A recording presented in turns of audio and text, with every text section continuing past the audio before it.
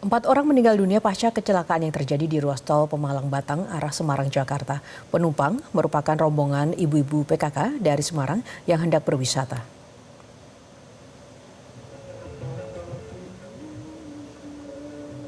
Kecelakaan maut melibatkan bus wisata terjadi di ruas tol Pemalang Batang, tepatnya di kilometer 312B arah Semarang, Jakarta. Kecelakaan terjadi saat bus oleng dan jatuh ke pinggiran jalan tol saat akan menikung.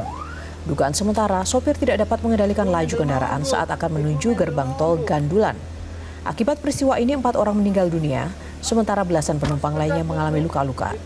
Polres Pemalang akan menurunkan tim Traffic Accident Analysis guna memastikan penyebab kecelakaan yang terjadi.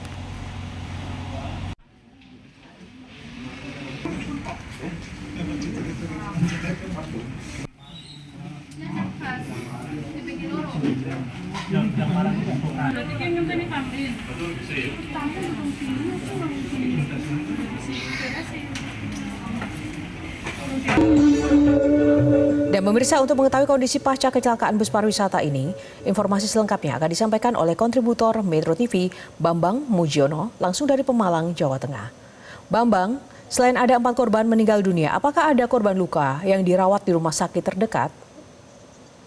Baik, Yohana, data terakhir saat ini menyebutkan bahwa 4 orang jenazah yang dinyatakan meninggal masih menunggu keluarganya untuk melakukan identifikasi dan pengambilan jenazah. Sementara selain itu ada sekitar 13 korban, 9 diantaranya mengalami luka berat, saat ini masih dirawat di 2 rumah sakit, yakni Rumah Sakit Siaga Medika sama Rumah Sakit Al-Ikhlas Pemalang. Ke-13 korban ini merupakan korban luka-luka atas peristiwa yang terjadi di jalur keluar tol Gandulan Pemalang yang melibatkan sebuah bus wisata di mana penumpangnya adalah ibu-ibu PKK yang hendak melakukan FKK di objek wisata Guci Kabupaten Tegal. Ke-33 penumpang ini termasuk kernet dan sopir ini rencananya masuk dari tol Semarang, keluar dari Pemalang dan masuk jalur biasa untuk menuju Guci. Tetapi sampai di tempat kejadian bus tersebut oleng, diduga tidak paham medan, kemudian melakukan pengereman mendadak sehingga terguling dan terbalik di sisi jalan tol hingga mengakibatkan 4 orang tewas, 9 lainnya luka berat, dan beberapa lainnya mengalami luka ringan. Demikian, Yohana.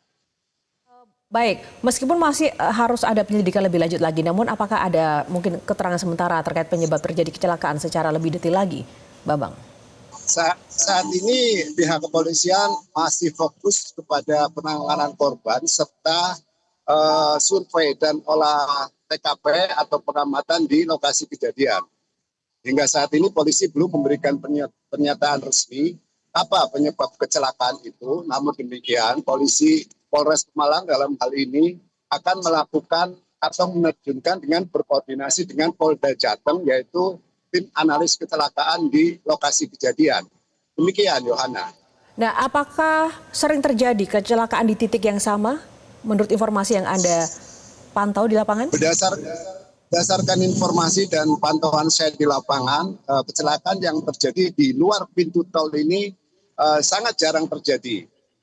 Sebagian besar kecelakaan yang terjadi di Pemalang, khususnya tol Pemalang Batang, terjadi di tengah kilometer 315 kalau nggak salah, itu sering terjadi. Jadi dalam beberapa bulan atau tahun ini kecelakaan yang melibatkan atau terjadi di TKP itu baru saat ini, karena itu pintu keluar tol. Artinya biasanya kalau keluar pintu tol itu akses jalan itu sudah bagus. Kalau mereka yang hafal lapangan tidak akan terjadi peristiwa yang tidak diinginkan. Demikian, Yohana.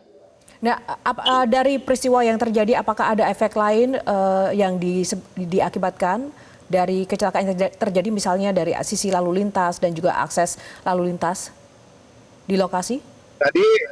Dari pengamatan kami di lapangan, ketika beberapa menit terjadi kecelakaan dan laporan ke pihak kepolisian, sejumlah penumpang yang hendak masuk atau keluar jalur tol kemudian dialihkan. Artinya sementara jalur tol tidak dipakai pintu keluar dan masuk. Tapi saat ini sudah dilakukan arus normal.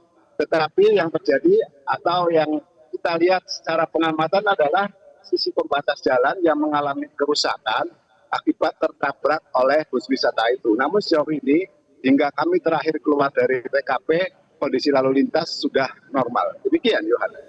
Oke, yang terakhir Bambang, seberapa banyak pasukan yang dikerahkan untuk menangani kasus kecelakaan ini ataupun mengevakuasi baik kerangka dari badan bus atau mungkin juga dari korban sendiri sejauh ini, apakah menurut Anda sudah cukup memadai? Tadi cukup memadai. Tadi ada beberapa tim gabungan dari Basarnas, kemudian tim Laka Polres Pemalang, kemudian dari relawan dan sebagainya.